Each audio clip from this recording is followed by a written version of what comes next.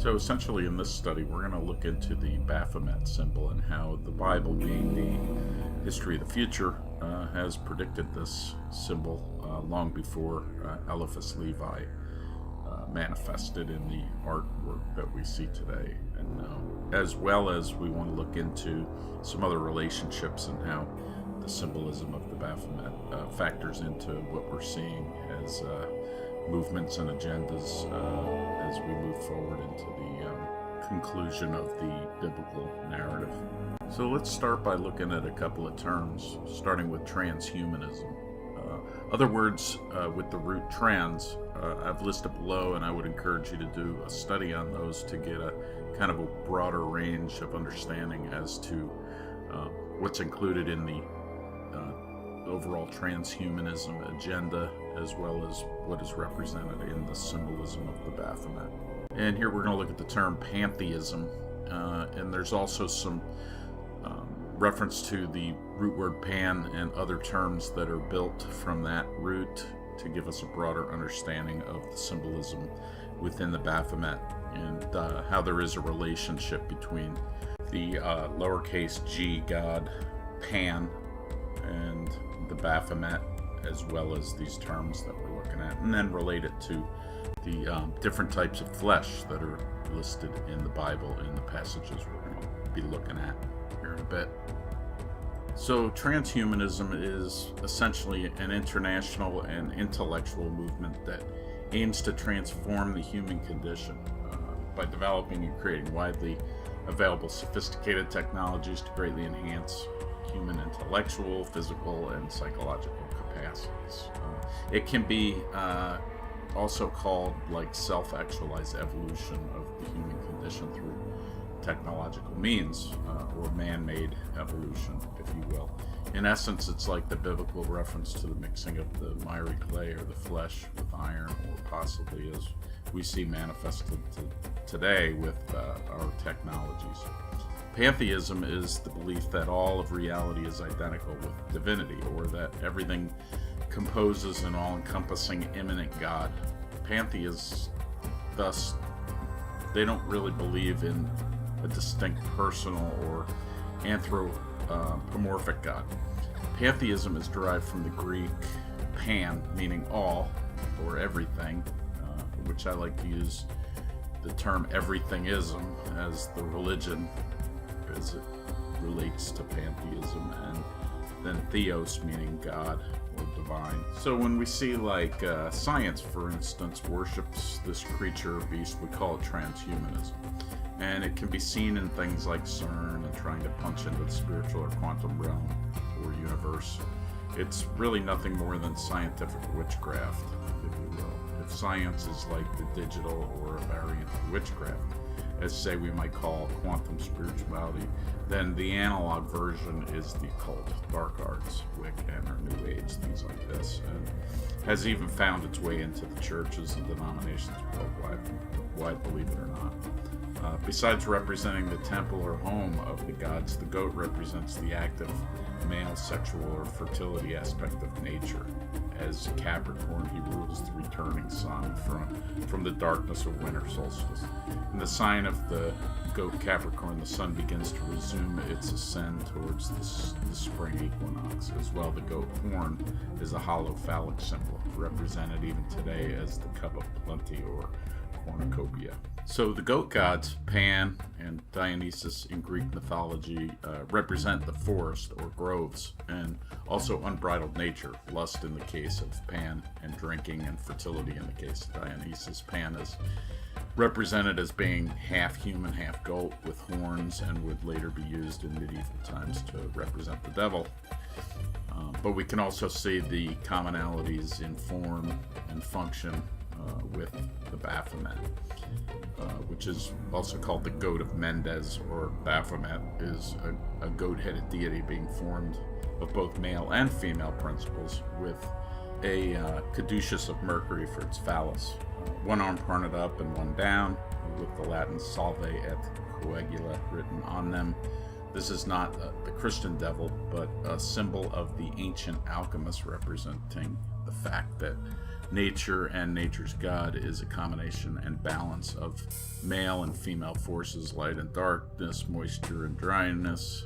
The very principle of Hermes Trismegistus, as above so below, is what is symbolized by the Baphomet. Also, it's the fusion of the opposites, or in the case of pantheism, the fusion of everything, or everything is. And also, I think it relates to the Genesis 6 sons of God, daughters of man experiment, which produced the hybrids or the giants. I don't think it's outside the realm to say that there were probably multiple hybrid events in that period, which was why I brought up the iron mixed with the miry clay earlier as being kind of a representation of the fusion.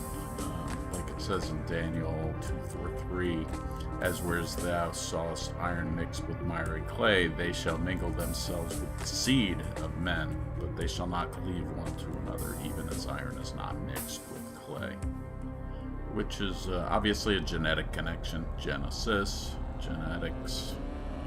There's a connection there in the DNA and the kinds of creatures that God created, and Satan's desire to undo or to abominize that creation.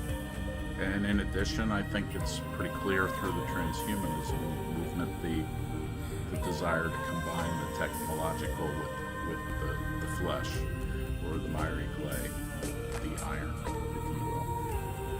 So that's for another study, though. And it can also be associated with genderlessness, or the absence of gender, or the absence of any definable single trait.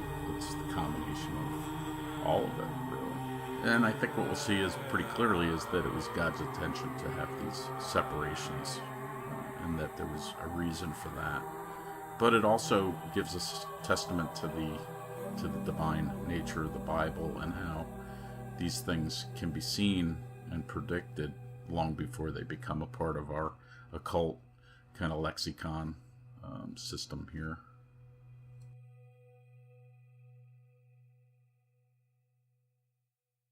So let's now look at how God predicted for us in the Bible how this creature might look. In Romans 1:2-3 we read, "And changed the glory of the uncorruptible God into an image." Now, we know that an image is a picture made like to a corruptible man, and to birds and four-footed beasts and creeping things. So let's take a look at a couple of verses and see how accurately these elements have been brought together in this image that we call the Baphomet. So we're going to start with 1 Corinthians chapter 15. And we're just going to kind of read along and then kind of show how the verse correlates with different aspects of the image. And you can pause this at any point, stop it, get a look at it. I'm just going to kind of move through it here. All flesh is not the same flesh, but there is one kind of flesh of men, which we can see here in the arms, shoulders, hands, and the male phallus. Another flesh of beasts, which we can see in the head, horns, legs, and feet, or cloven feet. And another of fishes, we can see here depicted with the scales in the circumpunct region, or the phallus region. And another of birds, clearly seen here in the wings, which is also an angelic feature. There are also celestial bodies, which we can see here with the sun and the moon represented in the aether, or the atmosphere perhaps. And bodies terrestrial, terra firma, earth, circled here under the Baphomet. Celestial is one, and the glory of the terrestrial is another. You can see the solve coagula, as above so below, or the fusion of opposites. We also see the opposites in the fusion of the male and female generative in one being, or in one creature. That pantheism we've spoken about. And then the one glory of the sun and the glory of the moon, we can see that the sun-moon enlightenment here. And another glory of the stars, for one star differeth from another star in glory, and we see the star in the forehead, as with the other celestial elements. Now let's take a look at another verse in Romans chapter 1. As we move along here, we'll see a second witness.